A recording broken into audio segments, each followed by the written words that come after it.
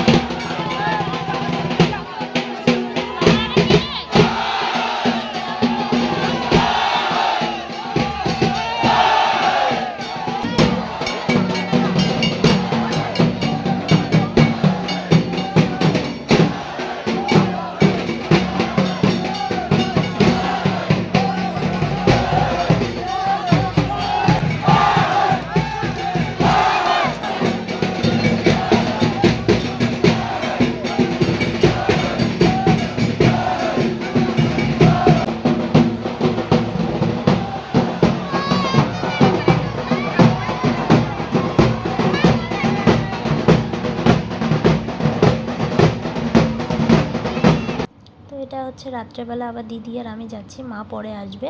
এসেই দেখি ঠাকুর এখানে নাচছে, মানে সন্ধ্যের দিকে একবার বেরোয়, এরপরে একবার লাস্ট বেরোবে। তো এই যে এখানে এসে দেখি বেরিয়ে গেছে। তো আমরা এখানে দাঁড়িয়ে থেকে নাচ দেখছিলাম। ভেতরে যেহেতু ঢোকা যাবে না এখন, কারণ অনেকটাই ভিড়। তো তারপরে এই যে আমরা ভেতরে এখন দাঁড়িয়ে পড়েছি,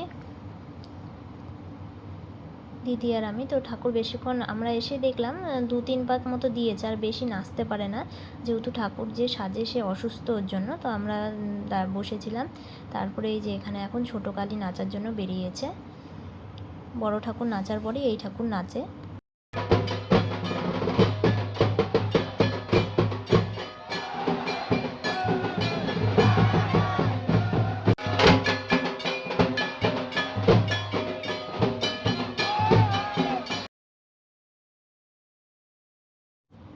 তো তারপরে এই যে আমরা দুজন একটু দিদি আর আমি বসেছিলাম, যেহেতু ঠাকুর বেরোতে এখনও দেরি আছে, আবার বাড়ি আসবো। তো তার জন্য বসেছিলাম। আর এদিকে মাকে ফোন করে দিয়েছি যে মা তাড়াতাড়ি চলে আসো। তো এই যে ঠাকুর আবার বেরোচ্ছে।